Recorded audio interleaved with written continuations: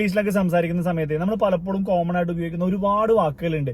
ഇത് പലപ്പോഴും ഫോർമൽ ആണോ ഇൻഫോർമൽ ആണോ എന്നൊന്നും നമുക്ക് അറിയില്ല. നമുക്ക് ഈ വാക്ക് മാത്രമേ അറിയുള്ളൂ. പക്ഷെ നമ്മൾ ചിലപ്പോൾ ഒരു ഒഫീഷ്യൽ കാര്യത്തിന് മെയിൽ അയക്കുമ്പോൾ നമ്മൾ ഈ വാക്ക് ഉപയോഗിക്കുമ്പോൾ ചിലപ്പോൾ അത് റിസീവ് ചെയ്യുന്ന ആൾക്ക് അല്ലെങ്കിൽ നമ്മൾ ഒരു ഒഫീഷ്യൽ കാര്യം സംസാരിക്കുമ്പോൾ നമ്മൾ ഈ വാക്കുകളൊക്കെ യൂസ് ആക്കുമ്പോൾ ചിലപ്പോൾ അത് അത്ര ഒരു അക്സെപ്റ്റബിൾ ആയിട്ട് പലപ്പോഴും വന്നൊന്നും വരില്ല.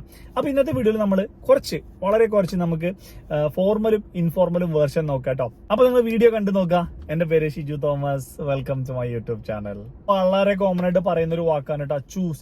യു ഹാവ് ടു ചൂസ് അല്ലെങ്കിൽ യു ചൂസ്. അങ്ങനെ ഈ ചൂസ് എന്ന് പറയുന്നത് തെരഞ്ഞെടുക്കുക എന്ന് പറയൂലേ നമ്മൾ, നീ അതിൽ നിന്ന് പറഞ്ഞാൽ തെരഞ്ഞെടുക്കുക എന്ന് പറയുന്നത് പോലെ ചൂസ് എന്ന് പറയുന്ന ഒരു വാക്ക് വളരെ കോമൺ ആയിട്ട് നമ്മൾ പലപ്പോഴും ഉപയോഗിക്കാറുണ്ട്.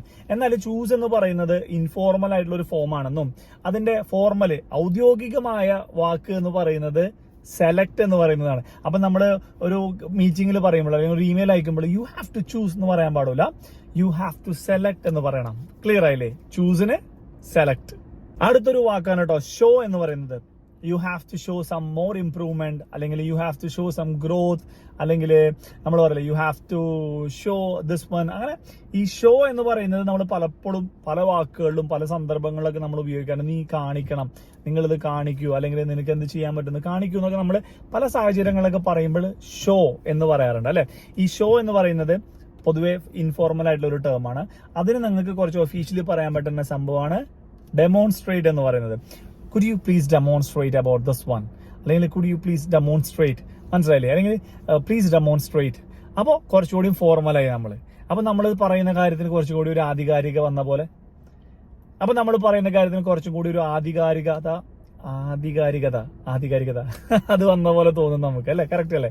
ശരിയാണ് കേട്ടോ. ഇനി അടുത്ത ഒരു വാക്ക് കൂടി നോക്കട്ടെ നമുക്ക്. നമ്മൾ എന്തെങ്കിലും ഒരു ടോക്ക് തുടങ്ങുമ്പോൾ നമ്മൾ സ്ഥിരമായിട്ട് കേൾക്കുന്ന ഒരു സംഭവമാണ് ഫസ്റ്റ് ഓഫ് ഓൾ. അല്ലെങ്കിൽ മാനേജർ നമ്മളോട് കുറെ കാര്യങ്ങൾ പറയാൻ പോകണം, അപ്പൊ മൂപ്പരോട് പറയും, അല്ലെങ്കിൽ നമ്മൾ കുറെ കാര്യങ്ങൾ അവരോട് പറയാൻ പോകുമ്പോൾ നമ്മൾ പറയും ഓക്കെ ഫസ്റ്റ് ഓഫ് ഓൾ.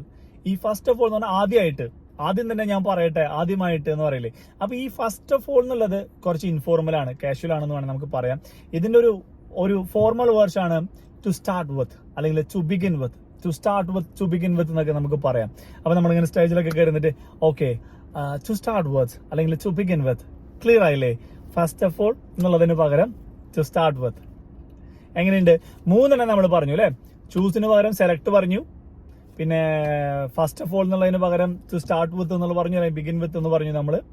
പിന്നെ ഷോ എന്നുള്ളതിന് പകരം നമ്മൾ ഡെമോൺസ്ട്രേറ്റും പറഞ്ഞു അല്ലെ. ഈ മൂന്ന് സംഭവങ്ങളാണ് ഇന്നത്തെ വീഡിയോയിൽ പറഞ്ഞിട്ടോ. മൂന്നും നിങ്ങൾക്ക് അറിയാവുന്നതായിരുന്നോ അല്ലെങ്കിൽ ആവാത്തതായിരുന്നോ, പുതിയ ഇൻഫർമേഷൻ ആയിരുന്നോ എന്നൊക്കെ ഉള്ളത് കമന്റിൽ അറിയിക്കുക. വീഡിയോ ഇഷ്ടപ്പെട്ടാൽ ലൈക്ക് ചെയ്യാൻ മറക്കരുത്. അപ്പൊ അടുത്ത വീഡിയോയിൽ കാണാം. Take care. Bye bye.